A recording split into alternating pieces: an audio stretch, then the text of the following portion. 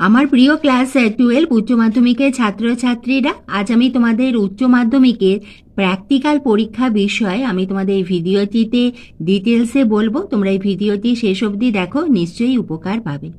তোমরা যদি তোমাদের প্র্যাকটিক্যাল পরীক্ষার রুটিন যদি না পেয়ে থাকো, তোমরা অতি অবশ্যই পেয়ে যাবে, অথবা তোমরা স্কুলে কন্ট্যাক্ট করো, কারণ তোমাদের পরীক্ষা হবে 2রা ডিসেম্বর 2024 থেকে 20 ডিসেম্বর 2024 মধ্যেই হবে তোমাদের প্র্যাকটিক্যাল পরীক্ষা। যে সকল বিষয় আমাদের প্র্যাকটিক্যাল পরীক্ষা হয় সেখানে আমাদের রিটিন টেস্ট হয়ে থাকে 70 নম্বরের এবং প্র্যাকটিক্যাল পরীক্ষা হয়ে থাকে 30 নম্বর, 30 মার্কস। এইভাবে থাকে আমাদের মোট 100 মার্কসের আমাদের ডিভিশন হয়ে থাকে।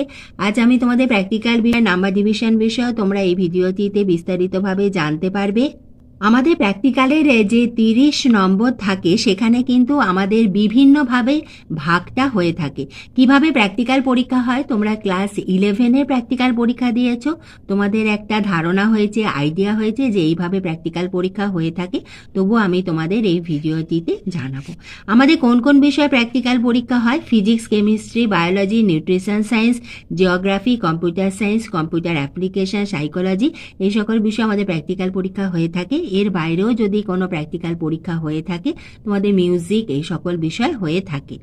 আমাদের এই সকল বিষয়ে প্র্যাকটিক্যাল পরীক্ষা যে 30 নম্বর হয়, তার নম্বরের ভাগটা এসো আমরা প্রথমে জেনে নিই।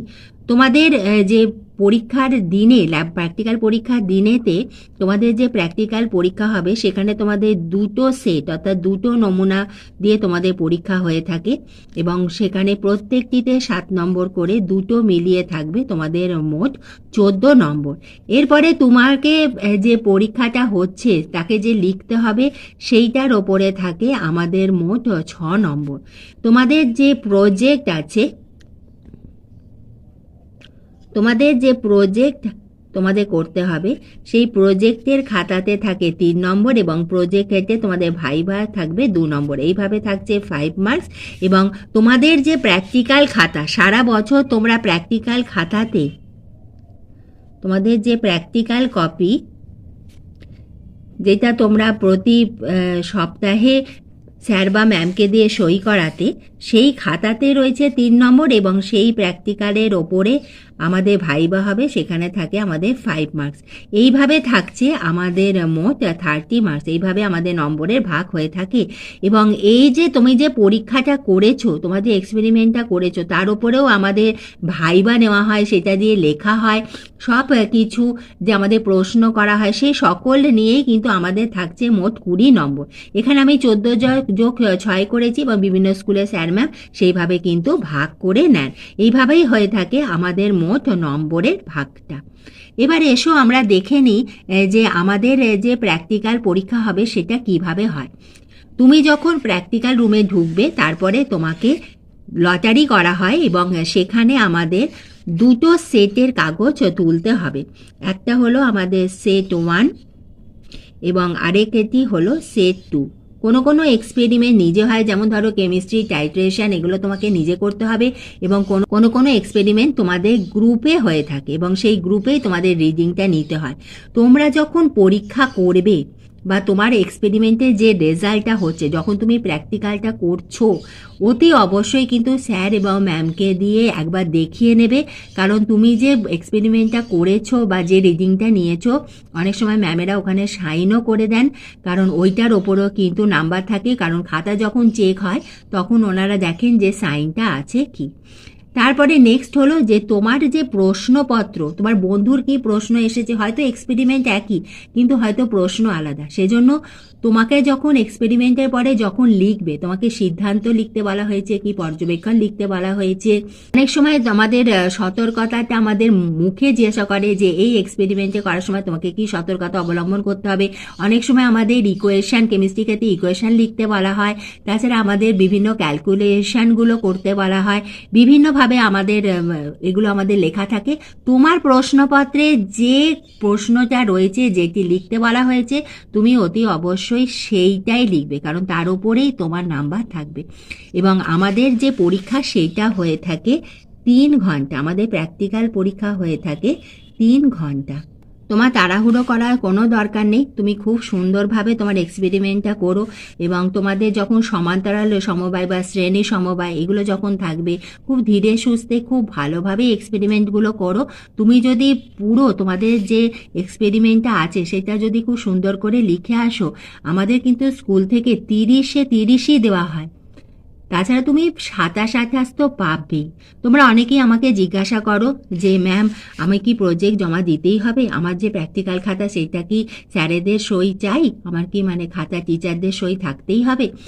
তুমি খাতা যেদিন পরীক্ষা হবে তুমি কিন্তু তোমার প্রজেক্ট কপি যদি আগে জমা হয়ে থাকে, অনেক স্কুল আগে প্রজেক্ট নিয়ে নেয়, অনেক স্কুলে সেই প্র্যাকটিক্যাল পরীক্ষার দিনই বলা হয় যে প্রজেক্টটাকে নিয়ে আসার জন্য, সেটা স্কুলের ওপর ডিপেন্ড করছে। কিন্তু প্র্যাকটিক্যাল কপি অতি অবশ্যই নিয়ে যাবে, ওপরে ভালো করে মলার দিয়ে তোমার নাম, তোমার যে রোল নাম্বার সব কিছু লিখে তোমরা নিয়ে যাবে তোমাদের প্র্যাকটিক্যাল কপি। এখন তোমার রেজিস্ট্রেশন নাম্বার পেয়ে গেছো, সেই রেজিস্ট্রেশন নাম্বার লিখে তোমাদের 11-এর রেজিস্ট্রেশন নাম্বারটাই তোমাদের রেজিস্ট্রেশন নাম্বার, সেইটা লিখে তোমরা তোমাদের প্র্যাকটিক্যাল কপি অতি অবশ্যই সঙ্গে রাখবে। এবার তোমার যদি সই না হয়ে থাকে তুমি তোমাদের স্কুলের টিচারের সঙ্গে কথা বলবে, উনি নিশ্চয়ই কনসিডার করবেন, তোমাকে কোনো অসুবিধা হবে না। আর প্র্যাকটিক্যাল পরীক্ষা কিন্তু অতি অবশ্যই দিতে হবে। এবার আমাদের নেক্সট বিষয়, আমরা কিভাবে খাতাটা সাজাবো। তোমাদের পরীক্ষার হলেতে যে প্রশ্ন থাকবে সেই প্রশ্ন অনুযায়ী দাগ নম্বর দিয়ে লিখবে।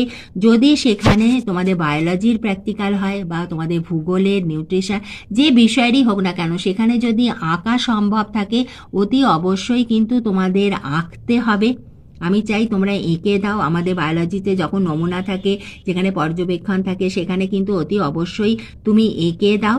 এবং আমাদের ফিজিক্সের ক্ষেত্রেও যদি ইনস্ট্রুমেন্টটা পারো তোমরা এঁকে দিও। এরপরে তোমাদের যখন গ্রাফ আঁকতে হচ্ছে সেই গ্রাফে খুব সুন্দরভাবে এক্স অক্ষ, ওয়াই অক্ষ বোঝাবে। এরপর এক অক্ষ ঘর মানে ছোট ঘর সমান কত ধরলে সেইটা লিখলে, ক্যালকুলেশন করলে যে রিডিংটা বেরোলো খুব সুন্দর করে যদি করো তাহলে কিন্তু ফুল মার্কসই দেওয়া হয়। এবং এবার আসি আমাদের মৌখিকের বিষয়ে। মৌখিকে আমাদের 2 ধরনের প্রশ্ন করা হয়।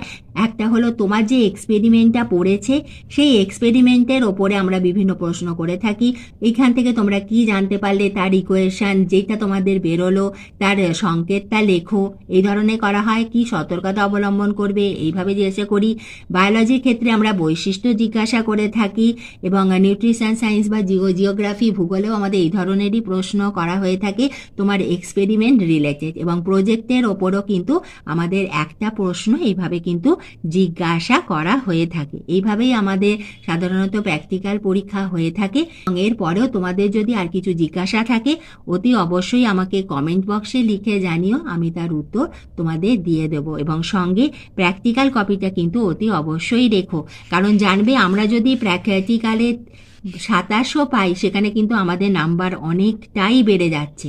সেজন্য প্র্যাকটিক্যাল পরীক্ষাটা খুব সিরিয়াসভাবে দেবে এবং পরীক্ষা অতি অবশ্যই দিতে যাবে। তোমাদের প্রত্যেকের পরীক্ষা খুব ভালো হবে। তোমাদের সবার জন্য আমি এবং আমাদের সকলের চ্যানেল স্টাডি ফর এডুকেশনের পক্ষ থেকে রইল বেস্ট অফ লাক।